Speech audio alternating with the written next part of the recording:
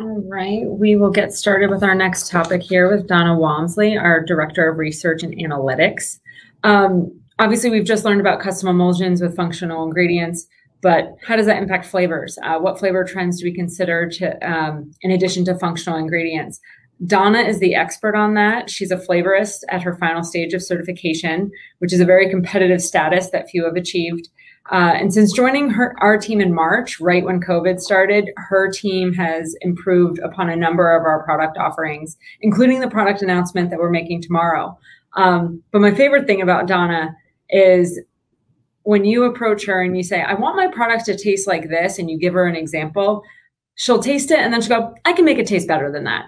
And then she does it. So, Donna is the person that you want to talk to about flavors, and that is why she is leading our conversation today in trends in flavors. So I'll let Donna take it from here. Thank you, Diana.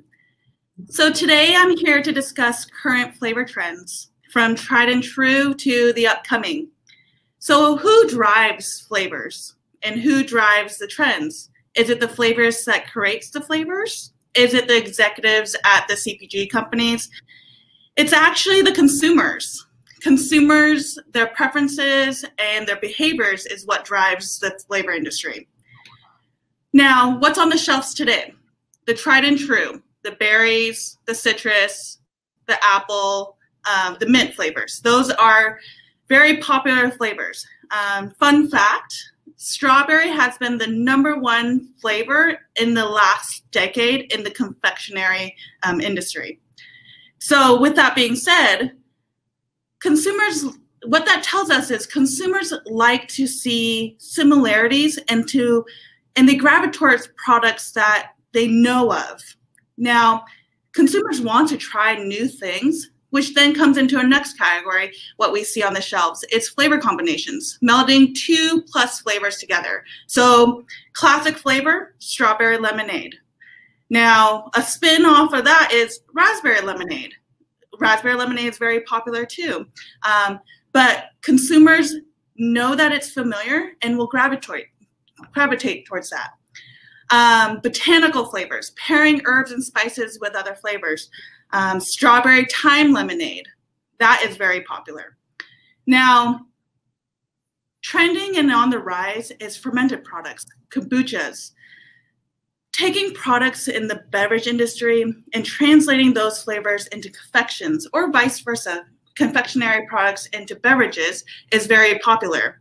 So kombucha, drinking vinegars, and even cultural inspired flavors like kimchi or miso. The other day I was talking to a coworker about this chocolate that was kimchi flavored, and they're like, that doesn't exist. It does exist, and it's out there.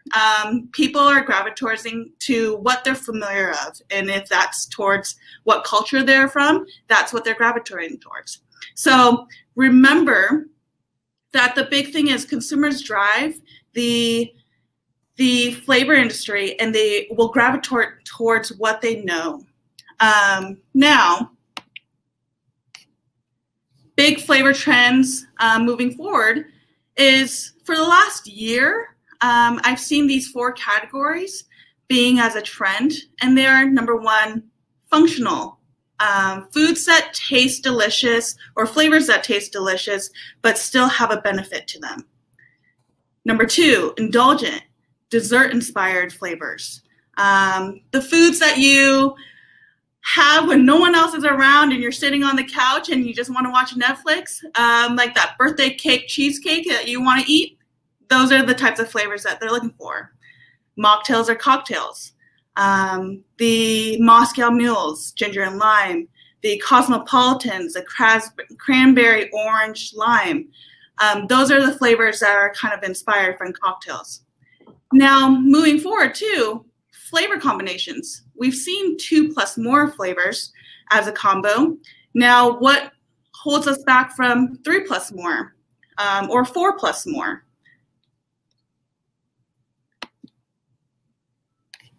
So let's just say 2020 has been a weird year.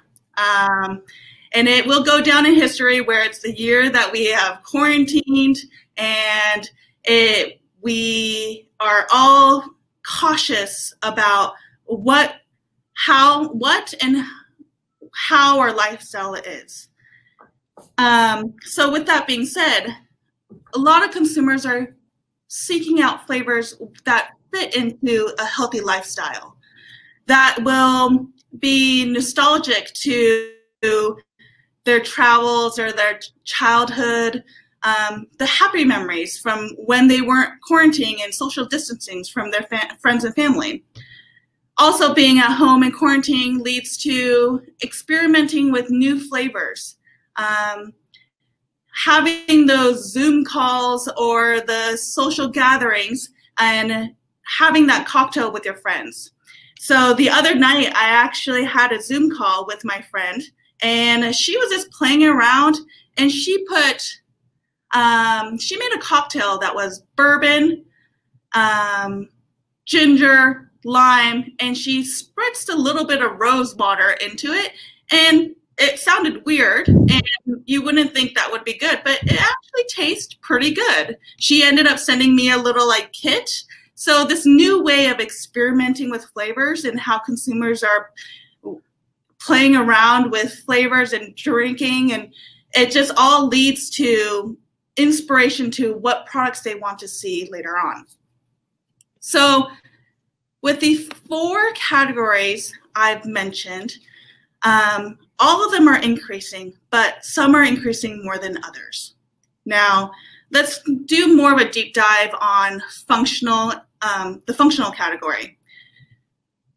Consumers are not only looking at their physical health, but their mental health. And what that means is people are getting out and being more aware about exercising, what they're eating.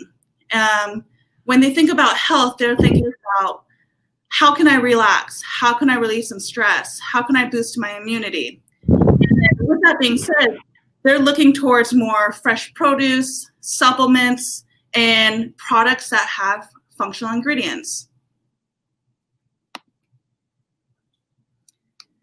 So, functional ingredients.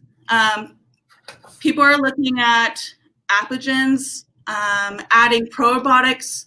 People are even doing more research at home to say, well, probiotics do exist, which is the healthy bacteria for your gut, but they're also finding out that prebiotics are the plant fiber that you need to feed that bacteria so that it works properly.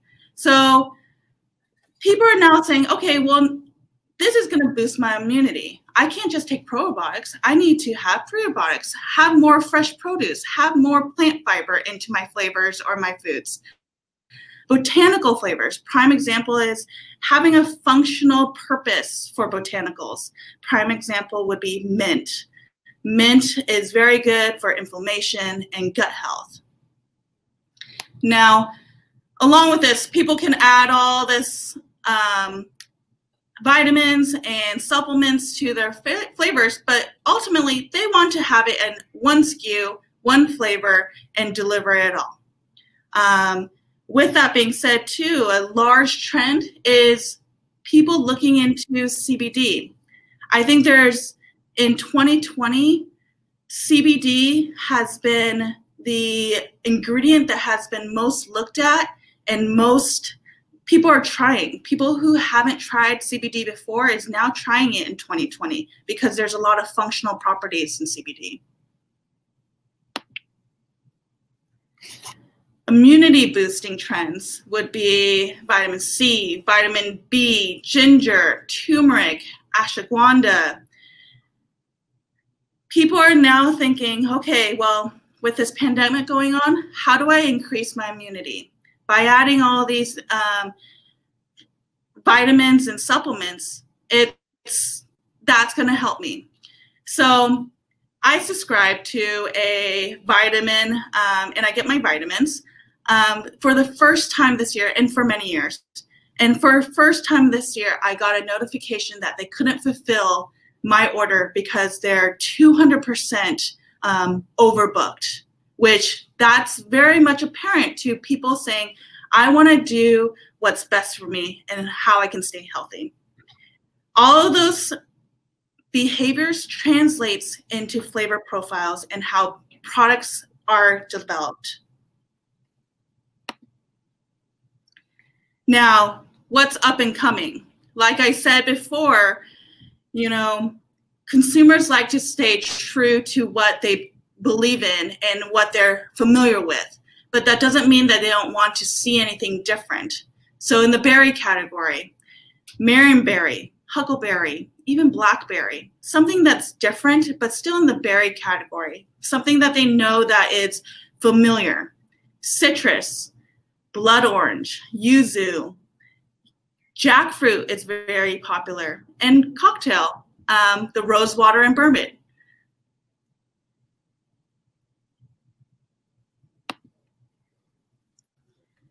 Now, along with flavors, there's many different types of flavors. Now, there's artificial flavors, there's natural and artificial flavors, there's natural flavors, and regional impact comes very strongly when it comes to natural flavors. A Maine blueberry versus a Washington blueberry is not the same. The conditions of growing is very different, which means that the profile would be very different. Growing it and having blueberries in the grown wild atmosphere versus cultivated is very different. A wild berry would be smaller, more intense in flavor, whereas a farm-grown or a cultivated blueberry could be larger and have more water content. Consumers should expect that there should be regional differences.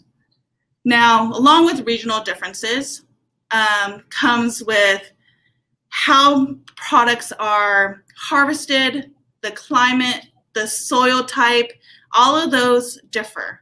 So it's not just about wine and how, if you're a wine drinker, it's not how it is in wine where it's very different region to region. It applies to every single type of agriculture product out there.